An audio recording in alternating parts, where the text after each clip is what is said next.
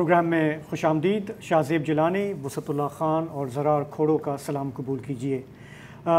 Chairman PTI ने jail के अंदर से द इकोनॉमिस्ट के लिए एक आर्टिकल क्या लिखा, हमारे निगरान हुकूमत और हमारे यहाँ मुबसरीन बावले हुए जा रहे हैं पिछले कई दिनों से। ये मामला क्या है, इसमें ये आर्टिफिशियल इंटेलिजेंस के थ्रू लिखा गया। आज पीटीआई ने कहा कि ऐसा बिल्कुल भी नहीं है। इस पर हम प्रोग्राम में आगे बात करेंगे। इसके अलावा अगर हम ये समझते हैं कि ये सिर्फ हमारा ही मुल्क है बेचारा जहाँ पर पॉलिटिकल इंजीनियरिंग होती है, इलेक्शन चोरी होते हैं, तो ऐसा बिल्कुल भी नहीं है। हमारे इसी खित्ते में एक मुल्क है बांग्लादेश। इतवार को वहाँ पे एक इलेक्शन हुआ है जिसे कहा जा रहा है कि ये एक शैम इलेक्शन था। इस पर भी हम प्रोग्राम में बात करेंगे, लेकिन आगाज़ करते हैं गज़ा की सूरत हाल से। एक ऐसे वक्त में जहाँ इसराइल गज़ा में अपना जो कत्लेआम है वो जारी रखे हुए है। अब ये लग रहा है कि लुबनान के साथ जो बॉर्डर है उस पर भी जंग के बादल मंडला रहे हैं। हिज़्बुल्लाह और इज़राइल ने मंगल यानी आज के दिन भी एक दूसरे पर ताज़ा हमले किए हैं। पहले हिज़्बुल्लाह ने ड्रोन अटैक्स किए इज़राइल के अंदर जो उनका नॉर्दर्न कमांड है, एक कमांड बेस है वहाँ पर।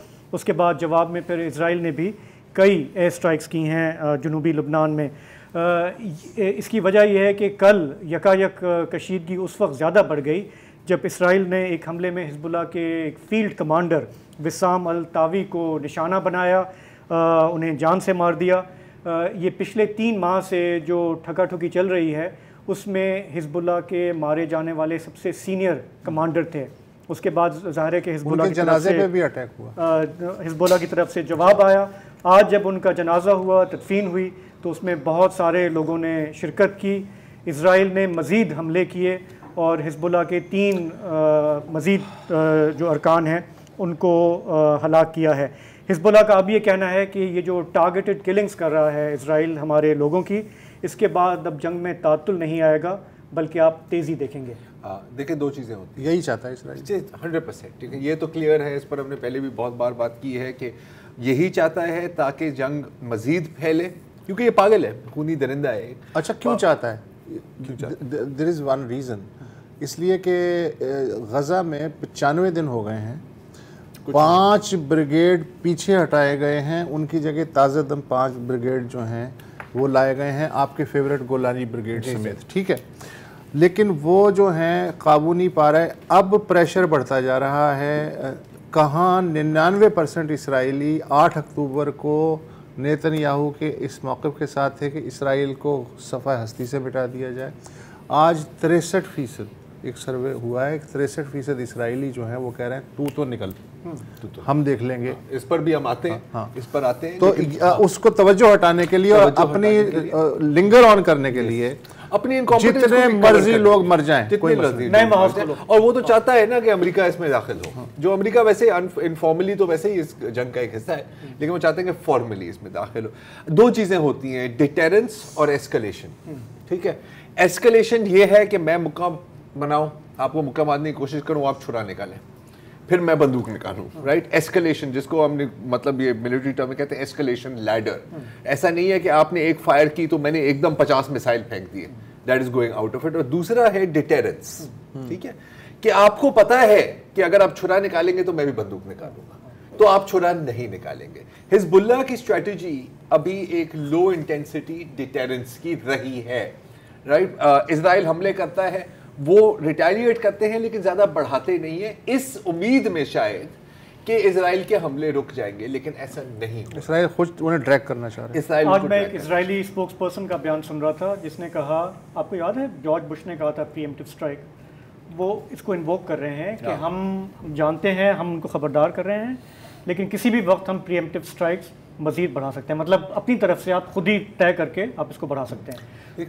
इस वक्त हिज़्बुल्लाह और इजराइल को अगर हम वैसे हम कंपेयर तो कर ही नहीं सकते। एक न्यूक्लियर आर्म नेशन स्टेट है और एक मिलिशिया है, तो ना ग्राउंड पर ना आसमा एयर में हिज़्बुल्लाह का कोई एडवांटेज नहीं है इजराइल के ऊपर।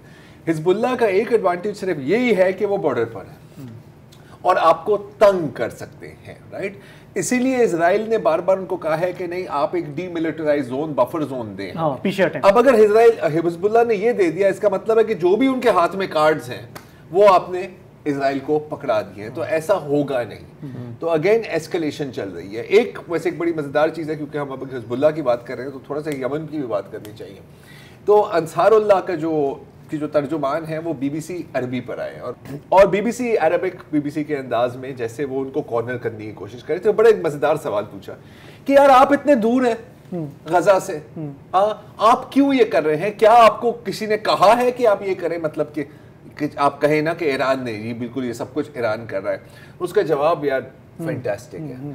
तो वो कहता है अच्छा हम दूर हैं तो क्या बाइडेन नेतन्याहू के बाथरूम में रहता है हाँ? और उनके पड़ोस में मकरॉन रहता है और बिल्डिंग का चपरासी क्या ऋषि सुनाक है हाँ? तो आप उनसे क्यों नहीं सवाल पूछते, आप हमारे से क्यों पूछ रहे हैं? बिल्कुल सही बात। तो ये अच्छा, दूसरे जो है, हम अब तक गजा का जिक्र करते हैं, गरब उर्दन का कर रहे हैं, लेबनान का कर रहे हैं। खुद इसराइल के अंदर जो हो रहा है विद इन द कैबिनेट और विद इन द गवर्नमेंट, उस पर हमें बहुत कम वक्त मिला है ये बात करने के लिए। 95 दिन मैं पहले बता चुका हूँ गुजर गए, लेकिन अमेरिका समेत किसी को नहीं मालूम कि इसराइल का अल्टीमेट गोल क्या है। अच्छा, और एग्जैक्टली जो इसराइली काबीना है वो खुद अंधेरे में जो है ना वो तीर चला रही है, क्योंकि जंगी काबीना में अपोजिशन के जो रहनुमा हैं बेनी गैंट्स और नेतन्याहू के इंतहाई दाएं बाजू के जो लश्करें हैं, गोरीले हैं, उनके दरमियान जो आखिरी इजलास हुआ था जिसमें कि बेनी गैंट्स ने शिरकत की थी, बाकायदा नौबत गालम गलोच तक आ गई थी और मुंह से झाग निकलने। ये चैनल 13 इसराइल का, मैं अपनी तरफ से नहीं कह रहा, अल जज़ीरा नहीं कह रहा कोई, चैनल 13 इसराइल वो कह रहे हैं। अच्छा, उसके बाद इन झड़पों पे के बाद हिज़्ब इख्तिलाफ ने कहा हम आइंदा वॉर कैबिनेट के इजलास में कम से कम शरीक नहीं होंगे। उसके बाद एक और इजलास नेतन्याहू को मुलतवी करना पड़ा क्योंकि उन्होंने कहा हम नहीं शरीक होंगे, और वो अजीब सा लग रहा था। अच्छा, कौमी सलामती के जो वज़ीर हैं उन्होंने एक इसराइल के बड़े मशहूर सिपह सालार गुज़रे शाउल मुफाज जनरल थे, वो उनको हिज़्ब इख्तिलाफ चाह रही है कि उस कमीशन का सरबरा बनाया जाए कि जो 7 अक्टूबर को क्या वजूहात थी कि हमास को मौका मिल गया जनूबी इसराइल में घुस के अटैक करने का, तो वो कह रहे हैं नेशनल सिक्योरिटी के ये हम कम से कम इस बंदे को नहीं मिल, इसकी बंदे की जो शाउल मुफाज है इसकी जो रेपुटेशन है वो खासी बेहतर है, मुस्बत है, और वो अगर कमीशन बनता है तो बहुत से जो स्केलेटन्स हैं वो अलमारी से बाहर ज़ाहिर है गिरेंगे। अच्छा, ये इजलास की जो कार्रवाई जो भी होती है तकरीबन रियल टाइम में लीक हो रही है। अच्छा, हाँ, अच्छा, अब ट्वीट कर रहा है, हाँ, तो अब उसका हल ये निकाला गया है कि नेतन्याहू ने ये कहा है कि आइंदा जो भी काबीना के इजलास में शरीक होगा उसे पॉलीग्राफिक टेस्ट से गुजरना पड़ेगा, मतलब लाई डिटेक्टर के झूठ बोलने की मशीन से गुजरना पड़ेगा। यानी यहाँ तक हालत पहुंची है। अच्छा, इस दौरान ये जो इसराइली जो फौजी क़यादत है और नेतन्याहू की हुकूमत वो भी 1 पेज पे नहीं है। अच्छा, और वो तो खैर पहले हफ्ते से नहीं थे, लेकिन अब जो है वो एक्सपेंड हो रहा है। यार, एक मैं वाक़या पढ़ के मैं हैरान हो गया कि ऐसा भी हो सकता है। इसराइली चीफ ऑफ स्टाफ हैं जनरल हर्जी हेलोली, उन्हें कैबिनेट इजलास में शिरकत के लिए बुलाया गया। जब वो वहाँ आए तो 2 गार्ड्स ने उनकी बाकायदा जामा तलाशी ली कि कहीं कोई वो रिकॉर्डिंग के लिए डिवाइस तो नहीं छुपा के लाए, कि वो लीक्स जो आ रही हैं, लीक्स वो वहाँ तो नहीं आ रही। चीफ ऑफ आर्मी स्टाफ कि मतलब इस पे आप 1 मिनट की खामोशी इख्तियार कर सकते हैं। तलाशी ली और क्या कि उनके आपके जेब के अंदर कोई रिकॉर्डिंग मैं सुन के काम किया। अच्छा, तो लेकिन तो वो ज़ाहिर है गर्म हो गए जनरल साहब के, यार ये क्या हो रहा है। तुम जानते हो तो नेतन्याहू ने बटन देखा है, उन्हें ठंडा किया कि भाई ये सिर्फ आपके लिए नहीं है, हम में से हर कोई जो है ना इस वक्त तलाशी दे के आ रहा है, आप समझा करें मुल्क के हालात जो है वो बहुत नाजुक हैं। अच्छा, फिर क्या हो रहा है कि ये जो खबरें निकल के आ रही हैं अंदर से, आम इसराइली पे भी उसका असर पड़ रहा है। मैं पहले बता चुका हूँ कि 99% 8 अक्टूबर को कह रहे थे गजा को ख़त्म कर दो। अब 63% जो हैं इसराइली वो कहते हैं कि नेतन्याहू पहले इस्तीफ़ा दे क्योंकि इस बहरान को संभालने के बिल्कुल अहल नहीं है। उनकी ज़्यादातर तवज्जो ये है कि गजा के फ़लस्तीनियों को मारा जाए, लेकिन यरगमालियों के बारे में जो उनकी प्रायोरिटी लिस्ट है, यरगमाली उसमें बहुत नीचे हैं। तो इसीलिए 2 रोज़ पहले तल अवीव समेत कई शहरों में हज़ारों लोग सड़क पे निकले और उनका एक ही नारा था, इस्तीफ़ा दो। वो आपको याद होगा 6 हफ्ते पहले भी लोग सड़कों पे आते थे, लेकिन उनकी तादाद होती 12, 24, 100, 500। लेकिन अब ये कि वो नेतन्याहू गो।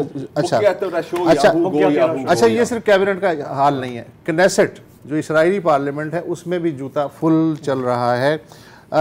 एक जो इसराइली रुकने पार्लियामान हैं ऑफर कसीफ जी, उन्होंने गज़ा में नस्ल कुशी के ख़िलाफ़ जनूबी अफ्रीका ने जराइम की जो आलमी अदालत है उससे रुजू किया है कि ये मुकदमा जो है शुरू किया जाए, तो उन्होंने कहा जनूबी अफ्रीका ने बिल्कुल ठीक कहा। इसराइली पार्लियामेंट का रुकन कह रहे हैं, पीछे पड़ गए बाकी लोग, और उन्होंने कहा इम्पीचमेंट उनके खिलाफ हो रही है और उसे किसी भी वक्त जो है पार्लियामेंट की रुकनीत से महरूम किया जा सकता है। कई दफा मवाख़ज़े की कोशिश हो चुकी है। इनका हर दूसरे साल इनकी कुट लगती है। अच्छा, और दूसरे अच्छा, एक सर्वे ये कि अगर आज इलेक्शन हो जाए ना तो नेतन्याहू को 12 से ज़्यादा सीटें नहीं मिलेंगी पार्लियामेंट में। तो जंग खत्म नहीं करना। अच्छा, पार्लियामेंट में ज़ाहिर इसराइली अरबों की भी नुमाइंदगी है, यूनाइटेड अरब फ्रंट उसका नुमाइंदे, उसके रहनुमा हैं अहमद तिब्बी। वज़ीर ख़जाना ने पार्लियामेंट में कहा कि गज़ा में इस वक्त 2 मिलियन नाजी रह रहे हैं। हाँ, है ना जी, 2 मिलियन नाजी हैं, और उनका एक ही तरीका है इनसे छुटकारा पाने का कि जो इसराइली सेटलर्स हैं उनको ग्रेजुअली वहाँ आबाद किया जाए।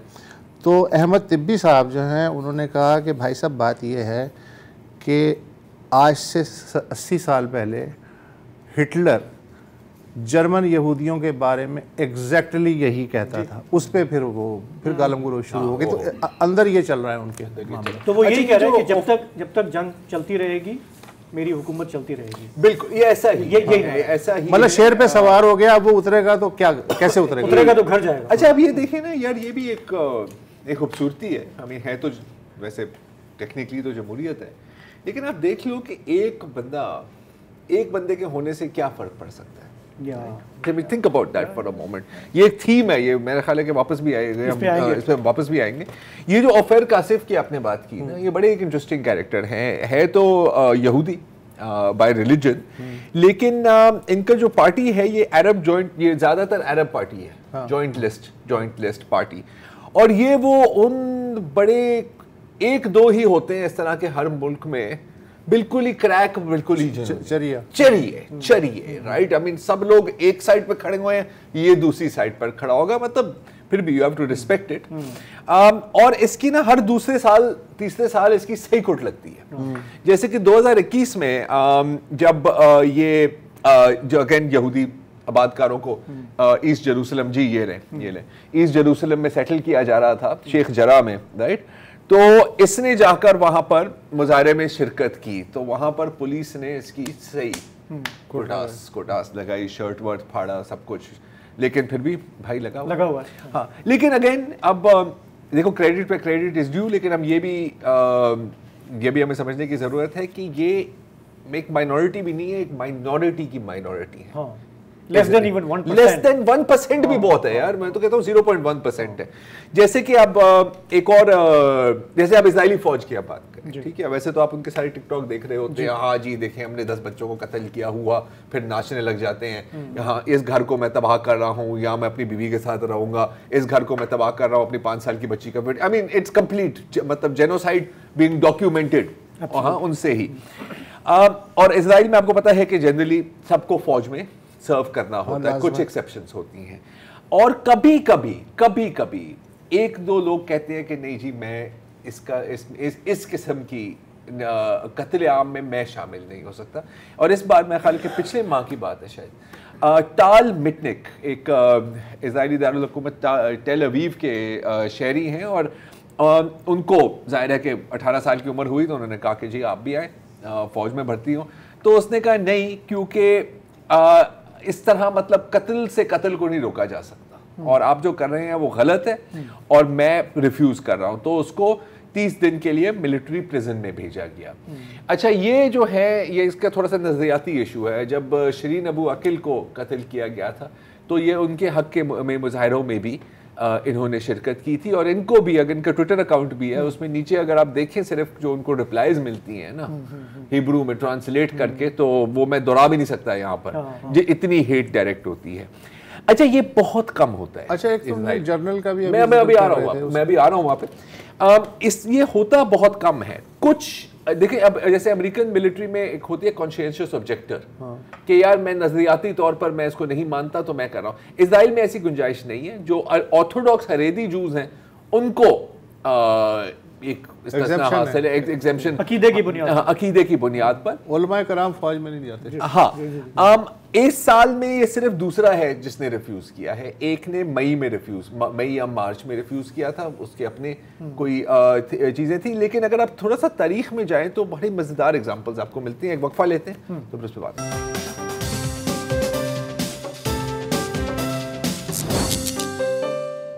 Welcome back. हम बात कर रहे हैं उन इजरायली फौजियों की, चंद दर्जन ही है, उससे ज़्यादा नहीं है, पिछले 2-3 दिहाइयों का अगर आप हिसाब लगाएं, जिन्होंने इनकार किया है इजरायली फ़ौज में सर्व करने से इस बुनियाद पर कि इस कत्लेआम का हम हिस्सा नहीं हो सकते। इसका जो सबसे इंटरेस्टिंग केस है वो है 2003 का, जब एक पूरे ग्रुप इजरायली एयरफोर्स के जो एलीट पायलट्स थे उन्होंने कहा कि उस वक्त भी जाहिर है वेस्ट बैंक पर ऑपरेशंस हो रहे थे, गजा में ऑपरेशंस हो रहे थे, बमबारी चल रही थी, इतनी इस तरह की शिद्दत के साथ नहीं लेकिन चल रही थी। तो उन्होंने कहा कि जी ये जो हमले हैं ये इलीगल हैं और ये इमोरल हैं। अच्छा बहुत शोर मचा, लेकिन मसला पता है क्या था कि उनमें से एक थे ब्रिगेडियर जनरल यिफ्ता स्पेक्टर। और ये पता है कौन है? ये वो हैं जिन्होंने 1982 में इराक के ओसेरैक न्यूक्लियर रिएक्टर को तबाह किया था। तो मतलब कि ये इजराइल के वॉर हीरो हैं। तो उस वक्त इसका बड़ा स्कैंडल हुआ था। और उसी साल जो एलीट कमांडोज हैं, जैसे उनके जो SSG होते हैं सैरत मतकाल यूनिट, उसमें से 15 फौजियों ने कहा कि जी हम हमारे अंदर जो इंसानियत है हम उसको तबाह नहीं कर सकते एक ऑक्यूपेशन आर्मी के मिशंस करके। ये बहुत बड़ा था। लेकिन अब आप देख सकते हैं कि 2003 और 2024 हो गया ना, 2024 में जितने साल 20 साल तो गुजरे हैं ना, तो उसमें क्या तब्दीली आई है कि उस वक्त फिर भी कुछ लोग अपनी ज़मीर की आवाज़ सुन के खड़े हो जाते थे या इनकार कर जाते थे। अब इस तरह के बहुत अच्छा पता नहीं कोर्ट मार्शल होता है। कोर्ट मार्शल उनका पता नहीं हुआ, लेकिन बाकियों को जो रिफ्यूज करते हैं उनको 5-6 महीने मिलिट्री प्रिजन में तो डाला। अच्छा अब मैं जिक्र करना चाह रहा हूँ जो शाह से ज़्यादा शाह के वफादार। जी सर।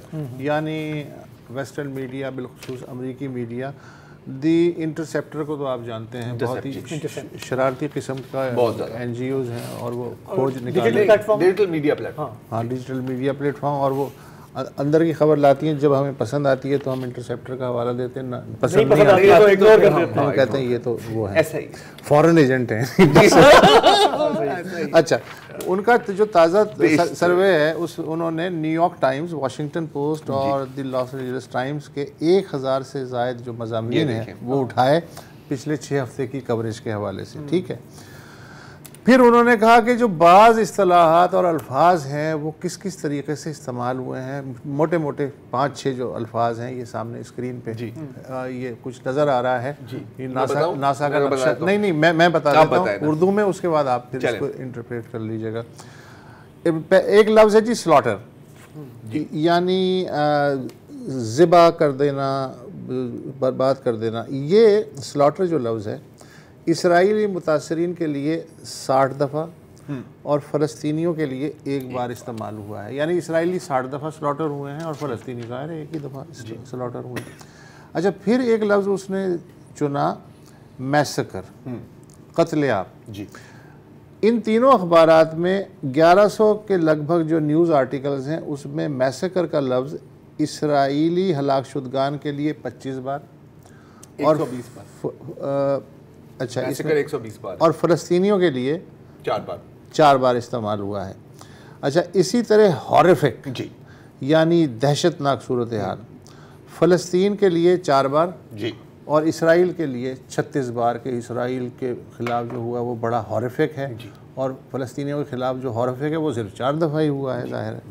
अच्छा फिर जो है हालांकि हमें ये बताया जाता है कि 99% जो बच्चे हैं वो जो मरे हैं वो फ़लस्तीनी हैं, गज़ा के बच्चे हैं। मगर 1100 न्यूज़ आर्टिकल्स में से सिर्फ 2 आर्टिकल्स ऐसे हैं जिसमें बच्चों का जो तस्करा हुआ है उससे मुराद फ़लस्तीनी बच्चे हैं। बाकी जितना भी बच्चों का लफ्ज़ इस्तेमाल हुआ है वो इसराइली बच्चों के लिए इस्तेमाल हुआ है। देखिए, अच्छा, बीबीसी की भी उन्होंने, बीबीसी के साथ भी उन्होंने इसी किस्म का एनालिसिस किया है।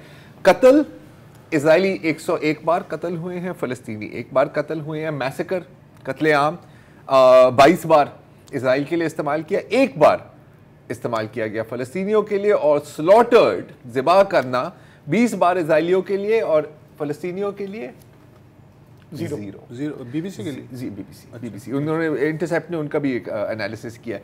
अच्छा, अब ये तो आप सुन रहे हैं ना, देख रहे हैं, पढ़ रहे हैं, आपको सुना भी देते हैं। अभी मैं स्काई न्यूज़ का एक क्लिप देख रहा था, बड़ा मज़ेदार है।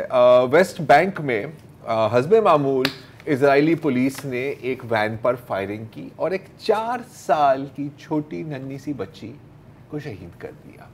अब ज़रा सुने कि स्काई न्यूज़ इसको कैसे अपने नाज़रीन तक पहुंचा रही है। गलती से एक गोली वैन के अंदर दाखिल हो गई and killed a 3 or 4 year old young lady. Child नहीं, गर्ल नहीं। अच्छा, अब सब कहेंगे कि यार माल की घाल निकाल रहे हो, लेकिन अब दूसरी जानिब देखते हैं। डेली मेल मेरा ख्याल है या डेली मिरर है, पता नहीं, डेली मेल ब्रिटेन की उनकी जरा एक ये फ्रंट पेज हेडलाइन उनकी देखें। ये देखें, डोंट, इनको मत भूलें, ये वो लड़कियां हैं जो अभी भी हमास के काबू में हैं। और आप देख रहे हैं बेचारी पे पता नहीं क्या गुजर रहा होगा, एक वायलेंट प्ले कर रही है, एक नॉर्मल, इस तरह इनकी पहले की तस्वीरें दिखाई हैं।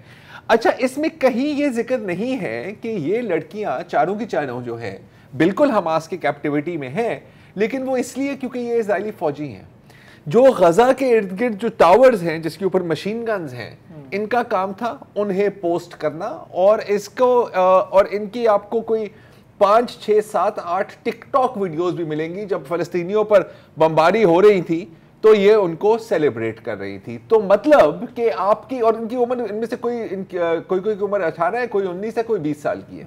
तो 20 साल की फौजी इज अ गर्ल, 4 साल की फ़लस्तीनी इज अ यंग लेडी।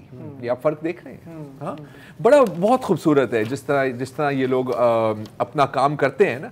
अच्छा, ये तो चले हो गए ना मेन स्ट्रीम मीडिया की बात। अब जरा बात करते हैं ट्विटर। आपको पता है कि इलॉन मस्क, हाँ, वो तो मतलब आज़ादी राय का नंबर 1 से पैसेदार है ना। ये the biggest proponent, free speech होनी चाहिए, फ्री स्पीच होनी चाहिए। आज ट्विटर पर क्या देखा कि तकरीबन मेरा ख्याल है कि दर्जन से जायद अकाउंट्स एकदम से सस्पेंड हो गए। अच्छा, कुछ सहाफ़ी हैं, कुछ आपके इंटरसेप्ट के भी सहाफ़ी हैं उसमें से, और कुछ यूरोपियन है, कुछ ये है, और कुछ लेफ्ट विंग अकाउंट्स हैं, और कुछ सिंपल एक्टिविस्ट्स हैं। और इनमें सिर्फ एक चीज़ है कॉमन में कि सब प्रो पैलेस्टीनियन ट्वीट्स कर रहे थे, और आज एकदम सब के सब सस्पेंड हो गए। तो ये है, इसको कहते हैं, वो क्या कहा था यार शाह महमूद कुरैशी साहब ने, डीप पॉकेट्स, बड़ी गहरी है। मतलब देखें, बड़ी गहरी जेब, उनकी मजबूरियां हैं सर। जैसे हमारी भी यहाँ पे मजबूरियां होती हैं, हाँ, उनकी भी वहाँ पे मजबूरियां हैं। हाँ सर, मतलब हम भी देखें, कभी कभी हम सच नहीं बोल सकते यहाँ पे ना सर। तो उधर जब वो अपने आप को कहते हैं कि हम जमहूरियत हैं, आज़ाद मुल्क हैं, उनके तजादात भी उतने बड़े। कभी कभी नहीं, हम अक्सर सच नहीं बोलते, लेकिन मेरा ख्याल है कि 10,000 बच्चों के कत्ल पर हम भी शायद गलती से कहीं ना कहीं बोल। अच्छा, और हमारे नो गो एरिया ज्यादा हैं, उनके कम है, लेकिन जो उनका तो ये उनका नो गो, उनका सबसे बड़ा नो गो, ये उनका नो गो, उनका नो गो। वक्फा ले लें।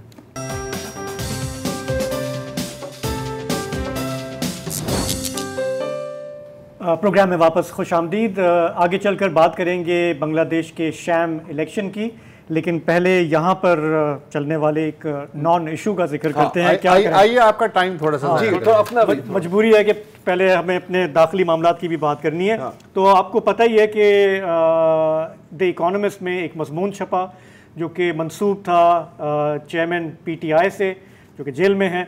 निगरान हुकूमत ने सख्त वावेला किया कि ये कैसे हुआ, कि कब लिखा गया, किसने छापा, ये गोस्ट आर्टिकल है।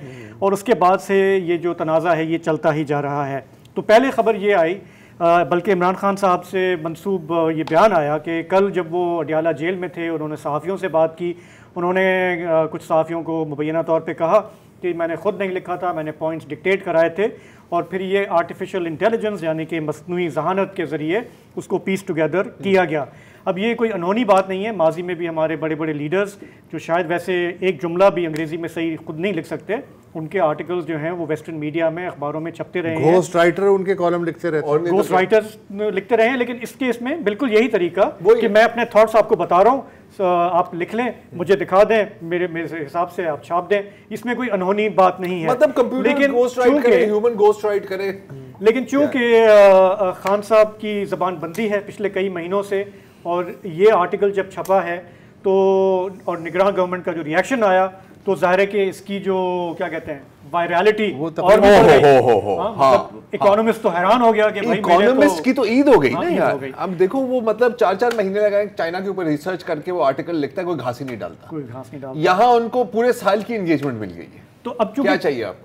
कल चूंकि इमरान खान साहब ने कहा कि जी हाँ ये ऐसे हुआ है, मैंने डिक्टेट किए थे पॉइंट्स, तो अब पीटीआई का जो ऑफिशियल स्टांस आज सामने आया वो ये था कि बिल्कुल इसमें कोई आर्टिफिशियल इंटेलिजेंस का इस्तेमाल नहीं था, ये उन्होंने खुद लिखा। सवाल ये है कि खुद लिखा या नहीं लिखा, क्या फर्क वो पूरा आर्टिकल खान साहब का एक एस्टैब्लिश मौक़िफ़ है। पहले उन्होंने कहा है कि जी कि इलेक्शन शायद ना हो, अगर हुए तो मुझे उसे बाहर रखा जा रहा है, बिल्कुल अगर हुए तो नवाज शरीफ साहब की डील है एस्टैब्लिशमेंट के साथ, जैसा ही वो है, उनको वापस ला रहे हैं। इसमें नई बात नहीं है। अच्छा, ये मैं शॉक हो गया हूं ये बातें सुन के, मुझे तो पता ही नहीं था यार। हाँ, आपको पता था इन चीजों का? तो मुझे समझ में नहीं आया कि ये निगरान हुकूमत ने, मतलब खान साहब की सारी कैंपेनिंग बाहर बैठे हो रही है। सॉरी टू से निगरान हुकूमत, आई एम सॉरी टू से यार, कुछ बुरा ना करना मेरे साथ, लेकिन बहुत फारिग है, मतलब इतने फारिग हैं। लेकिन एक बात है, साइफर के लेवल पे इसे ट्रीट किया जा रहा है। हाँ, अच्छा, नहीं, अच्छा, वो भी स्टेट सीक्रेट है जो उन्होंने आउट किया यार, जेल में बैठ के। वो भी, और अफसोस के साथ उनके साथ मुंसलिक जो सहाफी हैं, क्या मतलब शुरू हुए हैं एआई यार। कॉन्टेक्स्ट एक चीज होती है, ठीक है। अब या तो बंदे के पास लैपटॉप हो जेल में, इंटरनेट कनेक्शन हो। तुम्हारी तरह हर आदमी के पास मटेरियल नहीं होता रोजाना के लिए। यार देखो, बात सुने। अच्छा, आप कॉलम लिखते हैं ना, आप तो मतलब दर्जन कॉलम लिखते हैं मेरे से ज्यादा। अच्छा, आप अगर हम में से कोई, अब आई वुड से कि अगर हम एआई से पूरा कॉलम लिखा है तो ये फिर एक तरह से अनप्रोफेशनल बात होगी मेरी नजर में, ठीक है।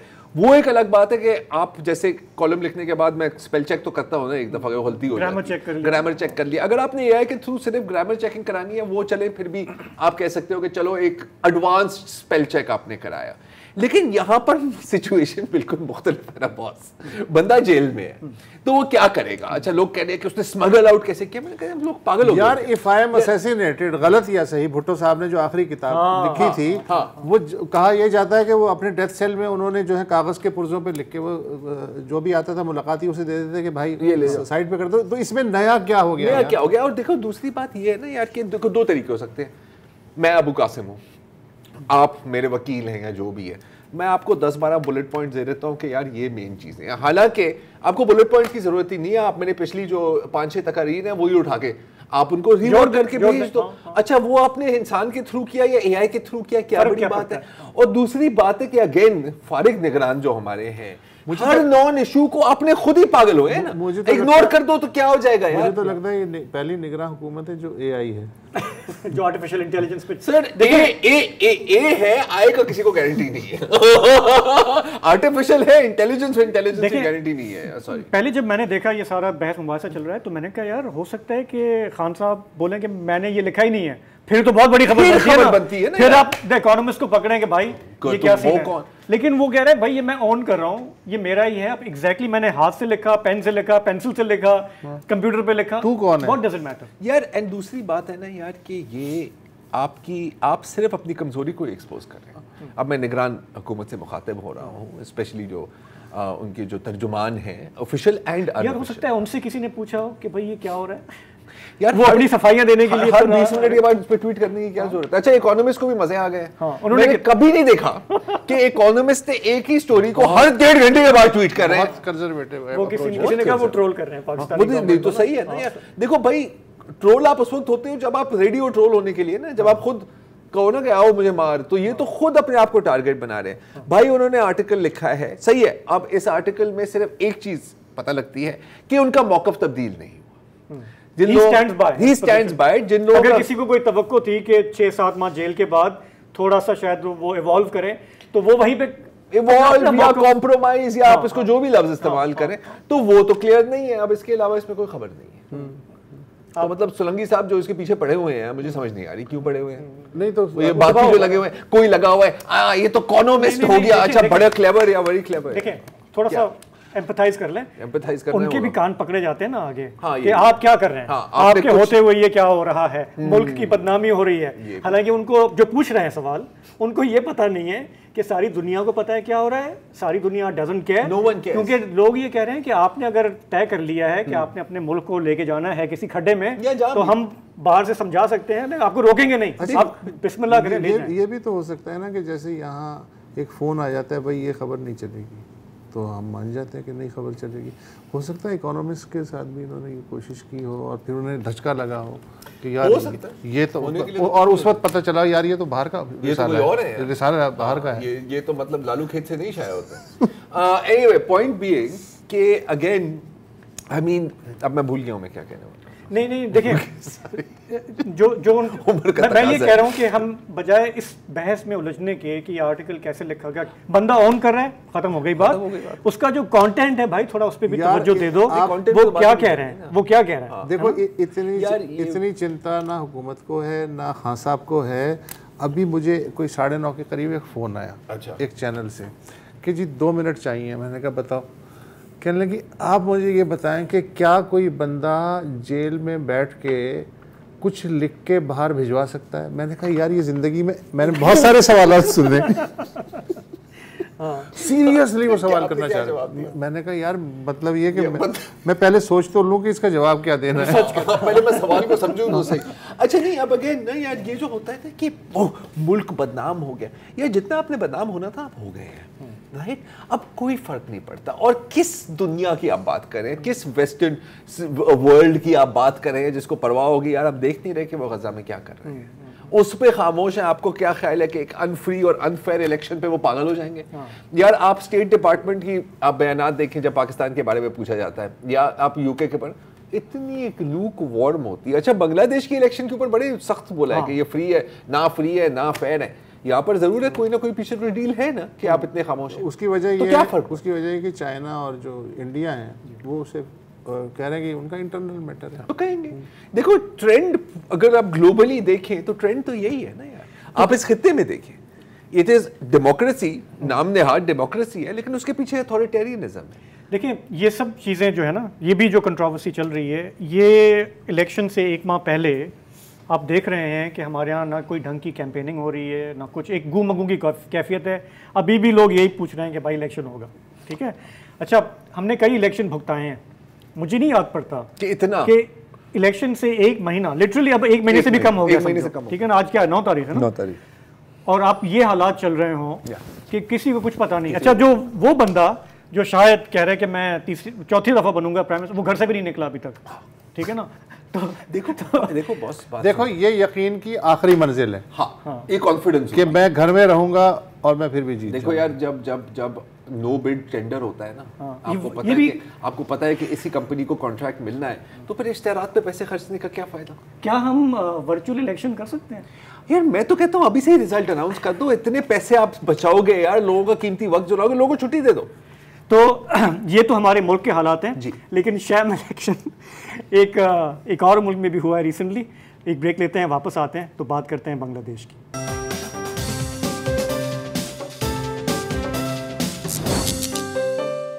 प्रोग्राम में वापस खुशामदीद। अपने मुल्क में तो हम 1 मैन शो का जिक्र करते आए हैं, हमारी तारीख़ इससे भरी हुई है, लेकिन प्रोग्राम में यहाँ जिक्र करते हैं एक ऐसे मुल्क का जहाँ 15 साल से 1 वुमन शो जो है वो जारी है। मैं बात कर रहा हूँ बांग्लादेश की।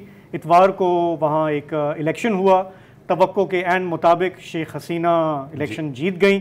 5वीं दफ़ा उनका ये टर्म होगा। वो 222 सीटें 300 सीटों में से। जी, तो जैसे कि तवक्को थी कि वो मेजॉरिटी से बड़े ज़ोर से जीतेंगी, वो जीती।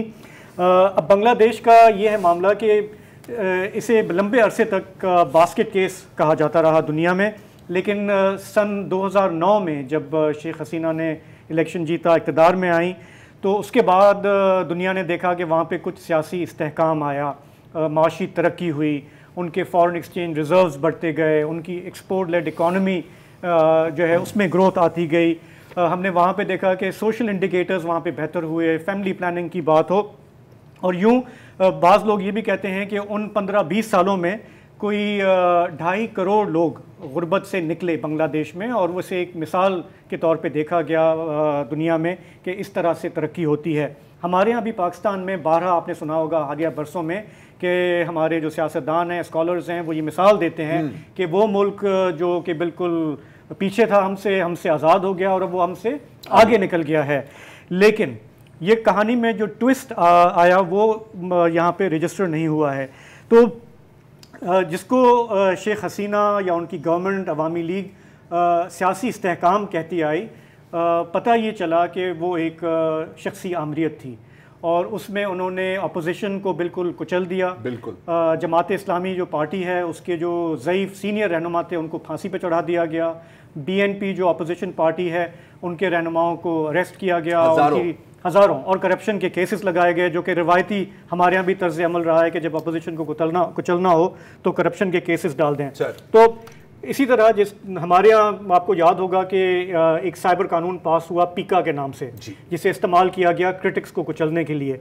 बांग्लादेश में शेख हसीना की गवर्नमेंट ने डिजिटल सिक्योरिटी एक्ट इंट्रोड्यूस किया, बहुत ही कंट्रोवर्शियल, दुनिया भर में उसकी मजम्मत हुई, जिसके तहत उन्होंने आर्टिस्ट हों, सहाफ़ी हों, टीचर्स हों, सियासतदान हों, उनको पकड़ पकड़ के जेल में डाला, उन पर मुकदमात बनाते चले गए।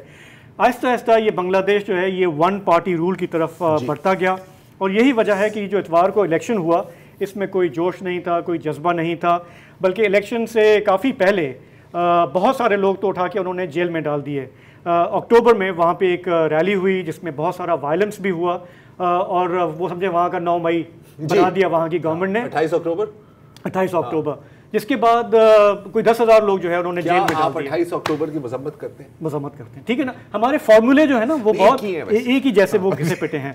तो वहाँ पे जब ये सब हुआ तो ये जो अभी इलेक्शन हो रहा था उसमें पता ये चला at the end of the election day कि वोटर टर्नआउट 2018 में था 80%। मतलब बांग्लादेशी जितने भी वो हों वो इलेक्शन में हिस्सा लेते हैं। इस दफ़ा उन्होंने कहा कोई फ़ायदा नहीं है, ये एक फिक्स्ड मैच है। तो वो जो 80% था 2018 में वो आधा हो गया, 40% हो गया जी।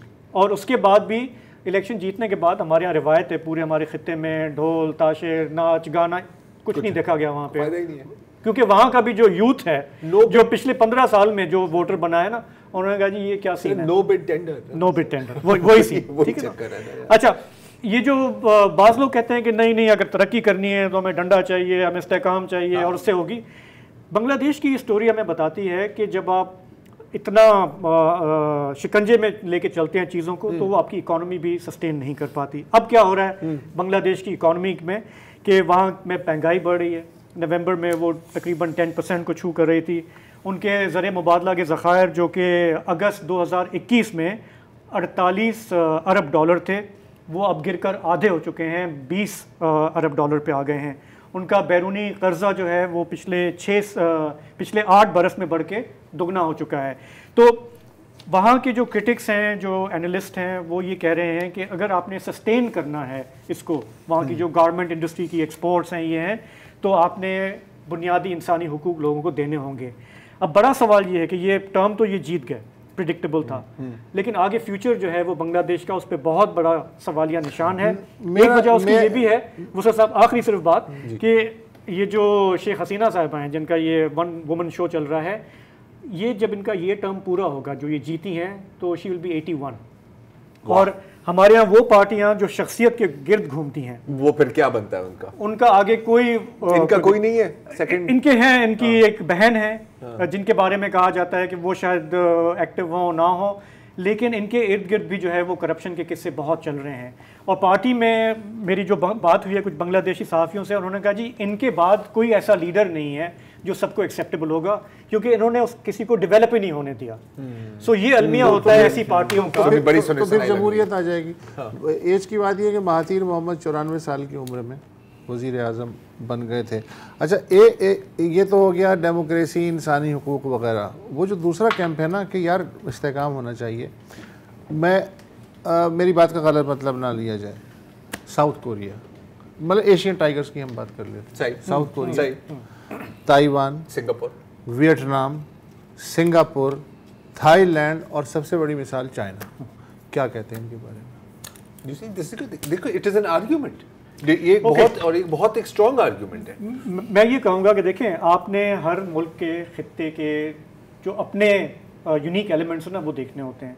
हमारा जो ये खित्ता है, हमने अंग्रेज़ों से लड़ के आज़ादी ली यार, उसने डिलीवर किया ना। सुन लें ना मेरी बात। हमारे लोगों का वो मिजाज नहीं है कि आप उसको एक डंडे से हाँक के, चाहे आप भले इकोनॉमिक मिरेकल का वादा कर रहे हो ना, आप ऐसे लेके नहीं चलते। हम डिवर्स लोग हैं। 15 साल से तो डंडे से हाँका जा रहा है। अच्छा, सिर्फ डंडे से हाँका नहीं जा रहा, साथ में डिलीवर भी किया जा रहा है। इस वक्त जनूबी एशिया में सबसे ज़्यादा जो शराय तरक्की है, इंडिया से भी ज़्यादा, वो आज भी इस वक्त बांग्लादेश की है।